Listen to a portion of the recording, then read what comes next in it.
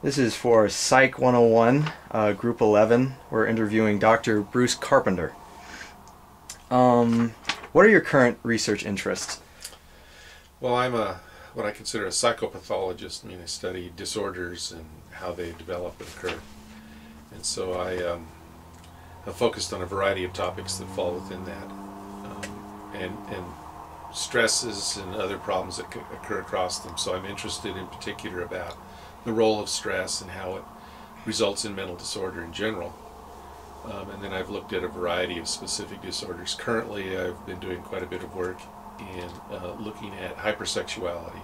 People have serious difficulty controlling their sexual urges and often find themselves in trouble as a consequence of it. Awesome.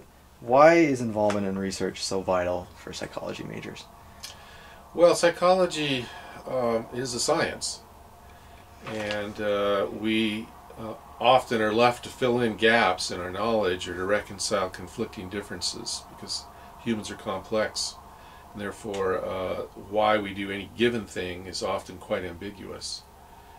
But if we're ever going to make real sense of it, we're going to have to make advances in what we understand about human nature and about what are the most common pathways that people can find themselves on when things go wrong or when they're going well.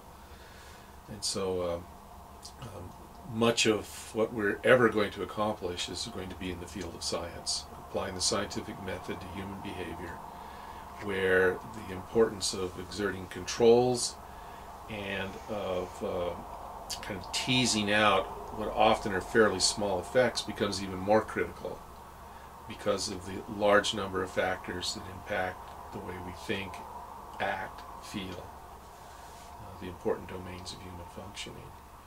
And it's a great opportunity for even undergraduates, not merely to study a list of facts, none of which are true facts, because they're just findings that people have found under certain conditions, and we find that sometimes those conditions don't hold and the facts don't hold, but rather to instead study the methods by which we come to test different ideas and eventually winnow our way down to things that seem to hold up over time.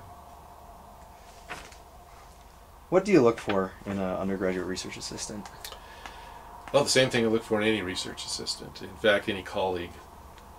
In a typical stress-related research project, what would be a quick rundown of the steps?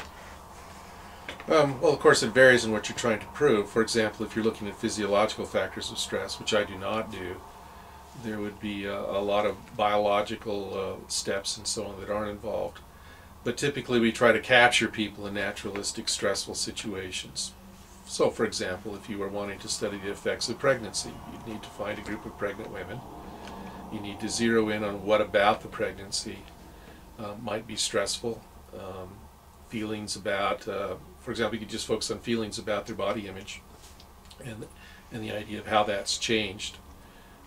That could be one aspect that you might look at, and so on. You need ways of measuring both the naturalistic variables, because we can't create them, so we have to measure them. Well, you can measure whether or not someone's pregnant. And then we have to measure whatever it is we're interested in and what it might impact. And so coming up with our measurement instruments is really important. We then move into finding subjects, collecting the data, and then figuring out what to do with it in terms of analyses. Interesting. What process is typical in developing a psychodiagnosis with a specific example, an undergraduate student with stress-related disorder? Do you mean in terms of diagnosing someone who may have a condition? Yeah. Sure. Well, we have a pretty standardized system that we use in psychology. It's actually created by the psychiatric system in our country. And so typically we would apply that. It's a list basically of the presence of symptoms. And so what we need to do is collect data about whether or not certain features or characteristics are present in the person. And so we may resort to giving them a questionnaire, a fairly standardized way, which has numbers attached to it, so you can kind of quantify the process. More typically, we interview people.